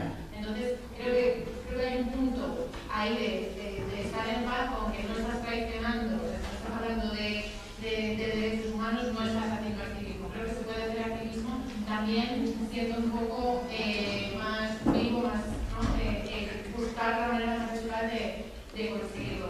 Y luego, por otro lado, quería vincular precisamente con esta parte de innovación que mencionamos al principio, Pau. Creo que para poder llegar a unas políticas migratorias eficaces o cualquier política pública en realidad, tenemos también que buscar y aprender de las evidencias y pilotar soluciones que puedan funcionar. Es decir, por ejemplo, el tema que se mencionaba de la atención consular, aquí las pruebas de determinación de la edad son un temazo porque no se quiere hacer nada para conseguir los pasaportes de una manera más rápida. Es decir, tú no necesitas hacer una prueba de determinación de la edad si te aseguras de que el país te manda el pasaporte y facilitas eso, ¿no? Entonces, bueno, pues ver, pilotar maneras de que funcionan y que eso sea lo que hemos las políticas públicas, cosas que sabemos que funcionan, pero tiene que haber esa voluntad de tratar esa política como algo que al final las políticas sociales, y en el caso de España yo lo digo muchas veces cuando voy a comparecer a los parlamentos,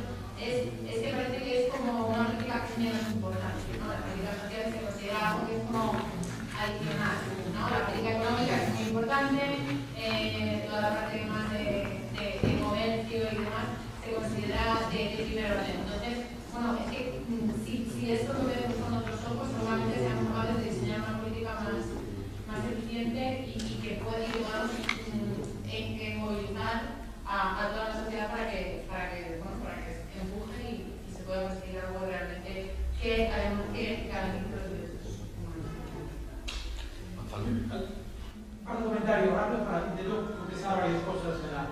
Usted decía que toda la razón, un 20% de nuestra sociedad es migrante de origen migrante. ¿Dónde están esos migrantes en nuestra sociedad?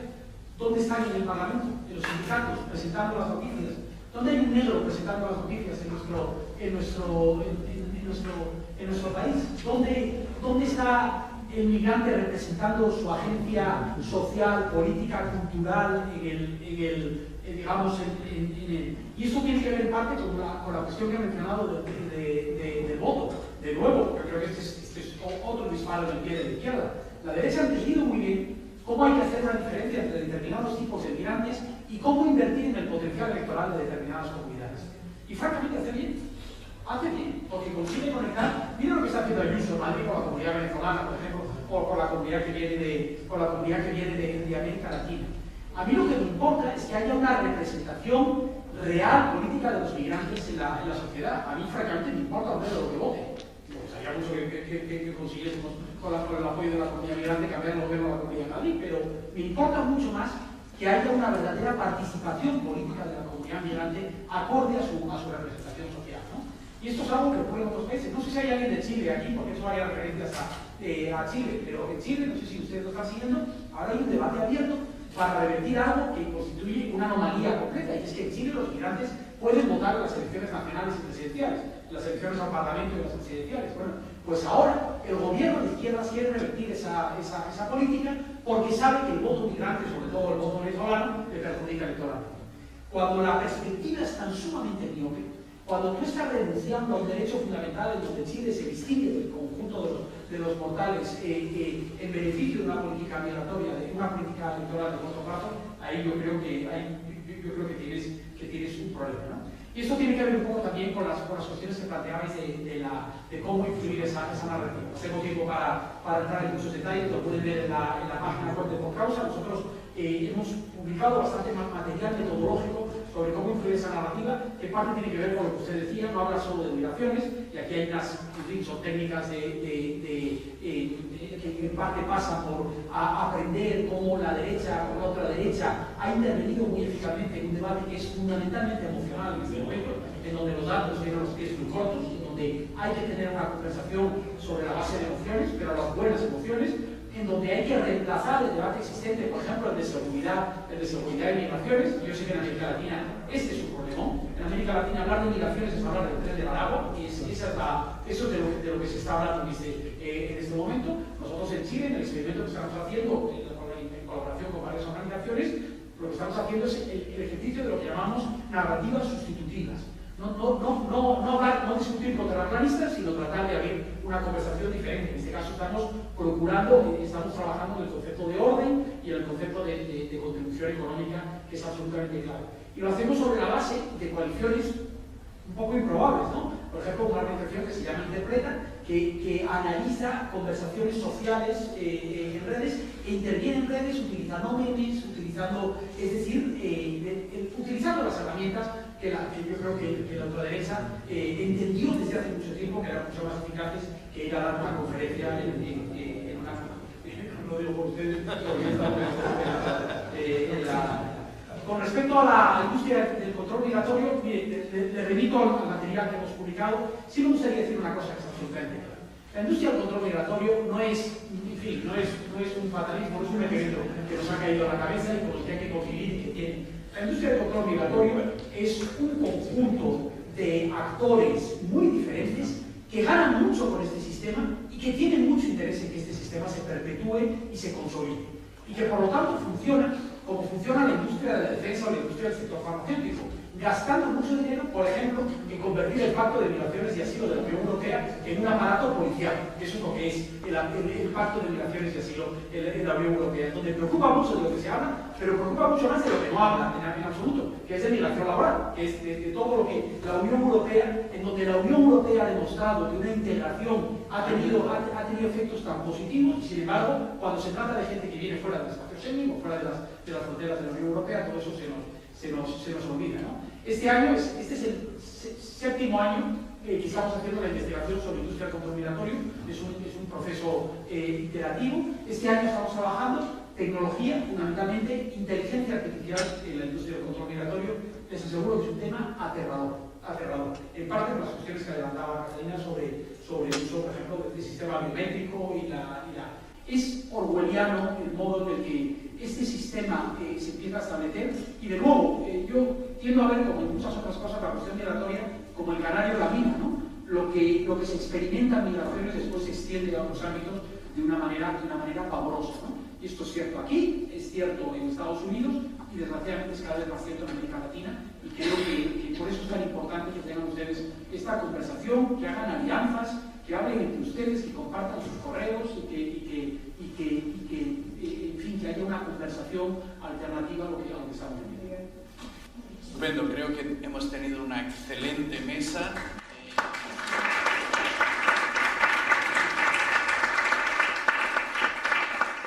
Pero el agradecimiento, y solo decir que damos ahora 10 minutos, ¿vale? Pero a las 12:10 o 12:15 todo el mundo aquí, ¿vale?